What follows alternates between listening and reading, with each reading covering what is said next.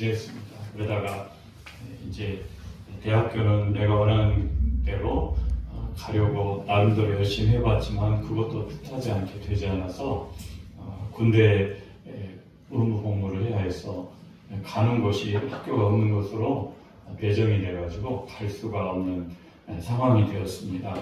그런 가운데서도 모든 삶을 포기하고 싶을 때 하나님이 저를 불쌍히 여기셔서 어느 날 교회 가고 싶은 마음을 주시고 그 교회에 발을 들여놓음으로 말미암아 하나님의 영이신 성령님께서 마음에 감동을 주셔서 하나님의 말씀을 보고 싶어서 성경책을 달라고 그래가지고 성경책을 보는 복음서를 들여다볼 때 하나님이 계신 것을 마음에 받아들이기 위해서 제가 예수님을 영접하고 그때부터 이제 믿음의 길을 걸어가기 시작했습니다. 그래서 하나님께서 제가 하나님을 평생 살아가는데 정말 주실 말씀을 받고 싶습니다. 기도한 가운데 하나님께서 누가복음 21장 말씀을 주셨습니다.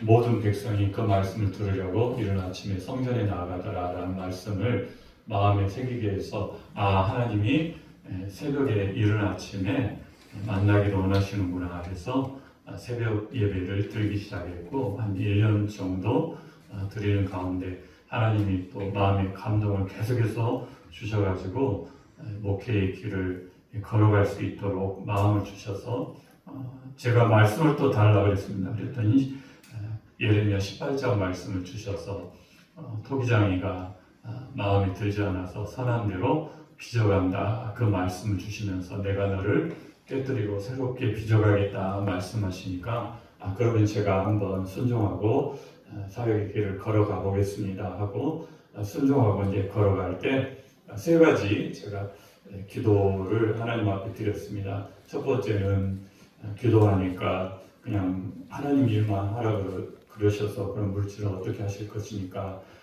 물었더니 하나님이 알아서 하신다고 하셨고 어머님 구원도 못 시켰는데 어머님 구원을 어떻게 하실 겁니까? 했더니 내가 알아서 하겠다 하시고 또 직장 문제 이제 형님과 일을 하는데 형님하고 일할 사람을 보내주십시오라고 이제 그것도 하신다고 말씀하셨는데 3일 만에 이제 제가 조그만 서울에 집을 가지고 있었는데 그 집이 팔려야 그 돈으로 공부도 하고 이제 다른 일을 할 수 있었는데 누님이 오셔가지고 어머님하고 얼마지 하더니 그럼 내가 집을 사겠다고 해가지고 저는 한마디도 하지 않았는데 집을 팔게 하시고 또 어머님 구원도 약 2주간 기도하고 제가 이제 하나님이 목회의 길을 걸어가게 하신다고 말씀하시니까 반대로 소용없습니다.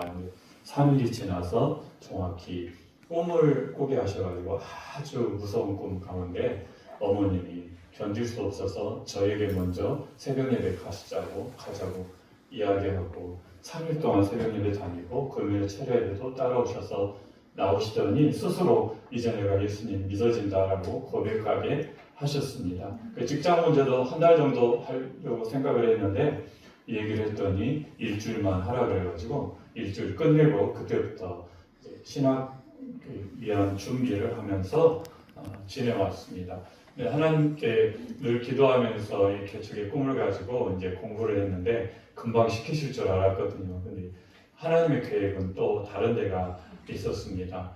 분명히 상황은 준비가 된 것 같은데 기도하면 말씀을 안 하셔가지고 못하고 하는 것이 3번이나 되었습니다. 그리고 나서 이제 혼자 조용히 기도하고 있을 때 어느 날 하나님이 이제 때가 됐으니까 준비하라고 말씀하셔가지고 준비 과정을 약 1년을 거쳐서 교회를 이제 개척하게 되었고 하나님이 말씀하신 대로 지금까지 제가 이렇게 물질 걱정 또 교회를 하면서 힘들다고 하는 생각 이런 전혀 하지 않고 오늘날까지 오게 됐습니다.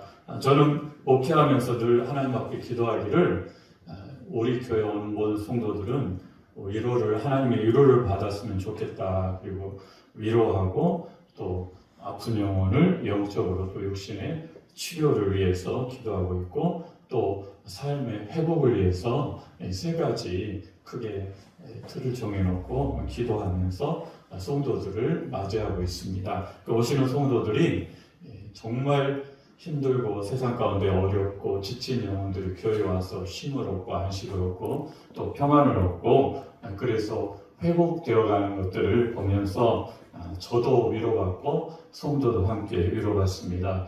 예배를 드리면서 하나님 앞에 제가 찬양을 굉장히 좋아해서 전도도 버스킹으로 전도하고 또 찬양도 예배 시간에 몇 곡씩 이렇게 주일 예배도 드리고 또 수요일 날, 금요일 날 또 오후 예배 같은 경우는 거의 찬양을 30-40분 이상 합니다. 그리고 찬양 속에 거하실 하나님, 찬양하면서 성도들이 그냥 입만 벌려서 찬양하는 걸 저는 제일 싫어하거든요. 그래서 기도하면서 늘 그렇게 기도하는, 찬양하는지, 하나님 앞에 전심을 다해서 찬양하는지, 아니면 기도할 때도 전심을 다해서 하는지 하나님 앞에 늘 물으면서 마음에 감동이 와서 그렇지 않은 성도가 있으면 기도하다가도 중단해서 다시 온 마음으로 드리십시오, 온 마음으로 기도하십시오 라고 하니까 저희 교회 찬양 드리는 성도들을 보면 정말 온 마음을 다하여 드립니다. 너무 기뻐하는 마음, 몸으로 표현하고 마음으로 표현하고 또 입으로 하나님 앞에 온전한 마음으로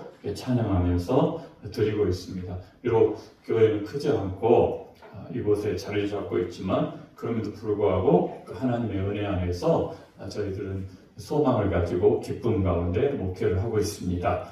늘 우리 교회 모든 성도님들이 오실 때 위로를 받고 또 아픈 것이 있으면 치료받는 분도 많으시고요. 또 정말 어려운 분들이 교회 와서 회복을, 은혜를 누리고 있습니다. 저도 오늘 말씀처럼 늘 모든 일에 항상 기뻐하고 그리고 늘 기도하면서 봉사에 감사하는 생활을 하려고 늘 생각하고 또 그렇게 살아가고 있습니다. 왜냐하면 이것이 우리를 향하신 하나님의 뜻이라고 말씀하셨으니 이 말씀을 끝까지 붙잡고 하루하루 늘 살아가고 있습니다. 오늘 여기 오신 모든 우리 사랑하는 성도님들 정말 전도를 위해서 자신을 아끼지 아니하시고 이 자리까지 오셨는데 우리 예수님도 우리를 살리시고자 하늘의 그 영광을 버리시고 이 땅까지 오셔서 우리가 당해야 할 고난을 지금 고난주간인데 다 당하시고 준비하셨잖아요. 부활을 위한 준비, 고난을 하루하루 견디시면서 만약에 7일 동안 한 번이라도 나 못해하고 포기하셨으면 이 준비 과정에 포기하셨으면 결코 부활의 영광은 맞이할 수 없었을 것입니다. 여러분도 마찬가지로 이 자리에 오실 때까지 많은 일이 있었을 것입니다. 오늘 전도하는 일에 여러 가지 일 때문에 나 오늘 못 가 하고 한 번이라도 그런 생각 먹으시고 포기하셨다면 이 자리에 또 계시지 않았을 거 아니에요. 오늘도 마찬가지로 하나님이 그래도 우리의 마음을 붙잡아 주셔서 이 귀한 일에 동참하게 하셨으니 저나 여러분이나 오셔서 힘들다 이런 마음을 드실 분이 안 계시겠지만 혹시라도 그런 분이 계시다면 나 같은 자가 뭔데 하나님이 내게 이 복음의 일을 맡겼는가, 복음의 사역을 맡겼는가 생각하시고 제가 새벽 예배 드릴 때 정말 그런 생각 많이 했거든요. 그 위에 비탈길에서 늘 한 10분 정도 내려와야 되는데 새벽에 다 불이 꺼져 있어요.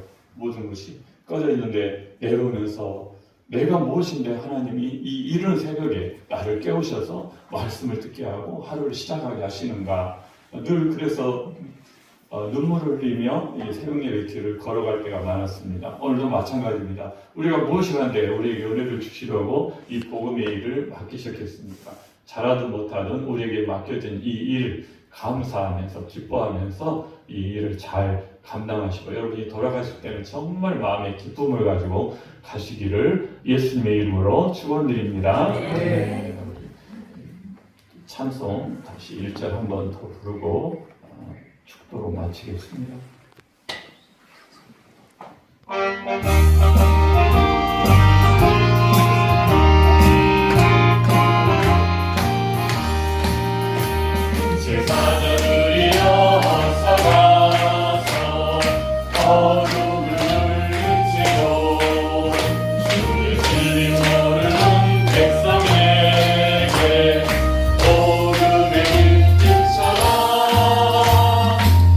세상